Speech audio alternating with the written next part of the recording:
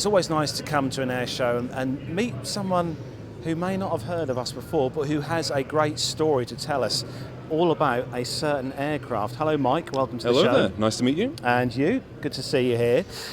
First off, a bit about yourself. So, my name is Mike Burrell, and I am a volunteer with the Supermarine Seaplane Charity. And I came upon them purely by chance because originally I was brought in just to do some voice work for one of their videos, and that essentially progressed from doing the voice work to doing more of the video editing, and now somehow I'm in charge of the social media and merchandise design. So a bit about the project. What is this project all about? The Supermarine seaplane in particular is the Supermarine S.5. Now there was several of them overall, the S4, S5, S6, etc., etc. This one in particular was groundbreaking because this was the one that won the Schneider Trophy back in 1927, and we are rapidly approaching the centenary of the victory. And the thing that was most important about this aircraft was it was designed to win.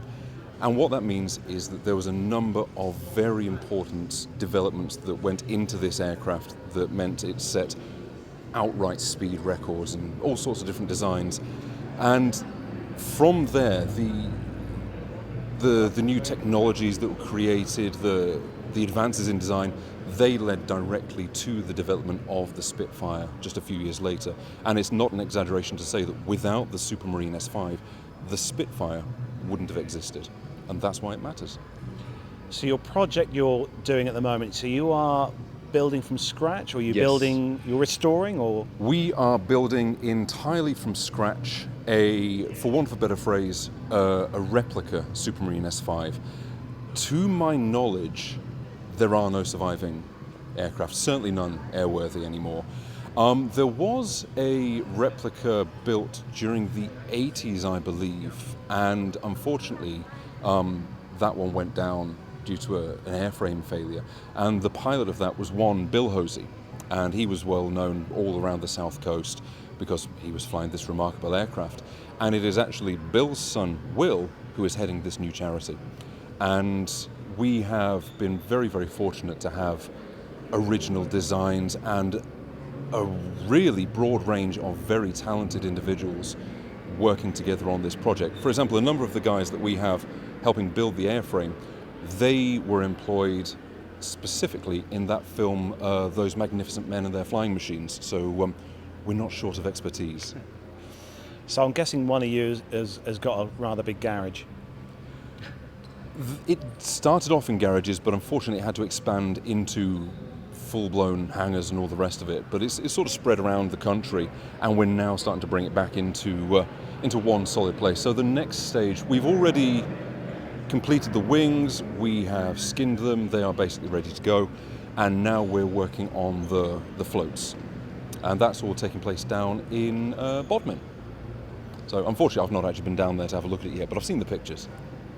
So what is the goal of the whole project, the end goal? The goal of the whole project is to get the airframe that we are currently working on finished, airworthy and airborne by 2027.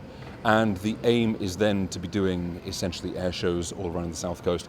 Whether or not we're going to somehow work out how to bring them further inland, I'm not sure, because I don't know what the range of the S5 was, because it was naturally just designed as a short-range racer, and with it being a seaplane, it's not so good at runways. So most likely it's going to be touring around the coast of the UK, potentially coming into any large rivers. We'd like it on the Thames, but whether or not we can get that kind of permission, time will tell. But yeah, by 2027, back in the air. And it's not just a matter of getting this cool aircraft in the air. The purpose is to bring back into the consciousness of the UK this aircraft, which is so important, because everybody knows and loves the Spitfire, but almost no one knows where the Spitfire came from. So we want to show the country, and indeed the world, the origin of it. That's the purpose. So a bit about yourself, as in regards to aviation. Have you got a passion for aviation? Do you fly yourself, or do you just love being around aircraft?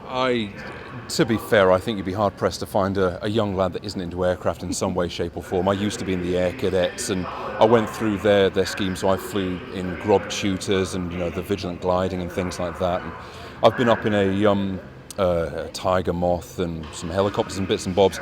I'm not qualified. It's all just been sort of air experience flights.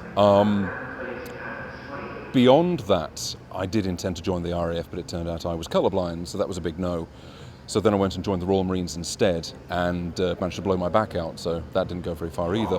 So instead of the active service side of things, I went on, and I am currently doing my third degree in military studies. I'm currently doing a PhD at the University of Leeds in counterinsurgency.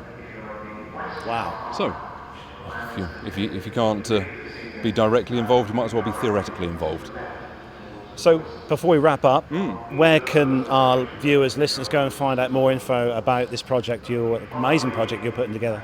So, the first port of call for most people would be the Instagram page, which I am now in charge of, and that is simply if you go onto Instagram and search Supermarine Seaplane.